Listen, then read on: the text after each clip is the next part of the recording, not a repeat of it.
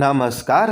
Karnataka big boss ಮನೆಯಲ್ಲಿ ಏನು ಗುರು, drone Pratap ಒಬ್ಬನೇನಾ? Drone Pratap ಒಬ್ಬನ ಹಿಡ್ಕೊಂಡೆ ಅವ್ನ ಕಾಲು ಎಳ್ಕೊಂಡೆ ಜೋಕ್ ಮಾಡಬೇಕಾ? ಬೇರೆ ಯಾರು ಸಿಗಲ್ವಾ ಗುರು ಇವರಿಗೆ?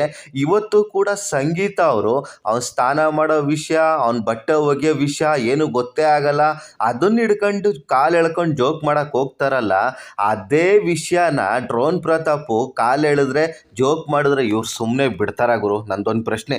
ಹೆಂಗಂದ್ರೆ ಎಗರಾಡ್ಬಿಡ್ತಾರೆ. ಡ್ರೋನ್ ಪ್ರತಾಪ್ ಏನಾದ್ರು ಮಾಡಿಬಿಟ್ರೆ ರೊಚ್ಚಿಗೆದ್ದು ಬಿಡ್ತಾರೆ. ಆದರೆ ಡ್ರೋನ್ ಪ್ರತಾಪ್ ಒಬ್ಬನ ಹಿಡ್ಕೊಂಡು ಇವ್ರು ಏನು ಬೇಕಾದರೂ ಮಾತಾಡ್ಬೋದು, ಅದೆಲ್ಲ ಇವ್ರಿಗೆ ಜೋಕ್ ಅನಿಸುತ್ತೆ. ಡ್ರೋನ್ ಪ್ರತಾಪ್ ಮಾಡಿದ್ರೆ ಮಾತ್ರ ಫುಲ್ ಸೀರಿಯಸ್ ಆಗಿಬಿಡ್ತಾರೆ ಎಲ್ಲರೂ. ಇವ್ರ ಯೋಗ್ಯತೆಗಿಷ್ಟು.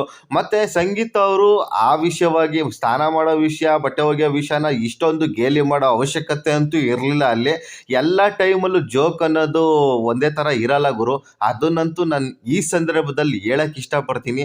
ಅದರಲ್ಲಿ ಇನ್ನೊಂದು ವಿಷಯ ಏನಪ್ಪ ಅಂದರೆ, ಪ್ರೋಮೋದಲ್ಲಿ ತುಕಾಲಿ ಮಾತ್ರ ಸಿಕ್ಕಾಪಟ್ಟೆ ಗೇಲಿ ಮಾಡ್ತಾ ಇದ್ದಾನೆ. ಅಲ್ಲಿ ಜೇನಿನ ಗೂಡು ನಾವೆಲ್ಲ ಅಂದಾಗ ವರ್ತೂರ್ ಸಂತೋಷ್ ಅವರು ಪಕ್ಕದಲ್ಲಿ ನಿಂತ್ಕೊಂಡು ಹೇಳ್ತಿದ್ದಾರೆ, ಇಲ್ಲೆಲ್ಲ ಜೇನಿನ ಗೂಡಲ್ಲ, ಜೇನಿನ ಹುಳಗಳ ಜಾಸ್ತಿ ಇದೆ ಅಂತ.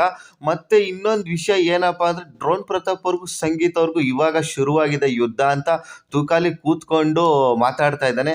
ಇಲ್ಲಿ ಏನು ಗೊತ್ತಾ ಗುರು, ಏನೇ ಆಗಿರ್ಬೋದು, ಡ್ರೋನ್ ಪ್ರತಾಪ್ನ ಹಿಡ್ಕೊಂಡು ಗೇಲಿ ಮಾಡೋದು, ಕಿಂಡಲ್ ಮಾಡೋದು ಬಿಟ್ಟರೆ ಇವರಿಗೆ ಏನೂ ಇಲ್ಲ ಗುರು.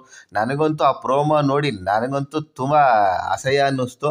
ಮತ್ತು ಸ್ನೇಹಿತರೆ, ಈ ಒಂದು ಪ್ರೋಮೋ ನೋಡಿ ನಿಮ್ಗೇನು ಅನ್ನಿಸ್ತು ಅದನ್ನು ಕಮೆಂಟ್ ಬಾಕ್ಸಲ್ಲಿ ತಿಳಿಸಿ. ಹಾಗೆ ನನ್ನ ಚಾನಲ್ನ ಇದುವರೆಗೂ ಯಾರು ಸಬ್ಸ್ಕ್ರೈಬ್ ಮಾಡಿಲ್ವೋ ಸಬ್ಸ್ಕ್ರೈಬ್ ಮಾಡ್ಕೊಳ್ಳಿ, ಸಪೋರ್ಟ್ ಮಾಡಿ. ನಮಸ್ಕಾರ.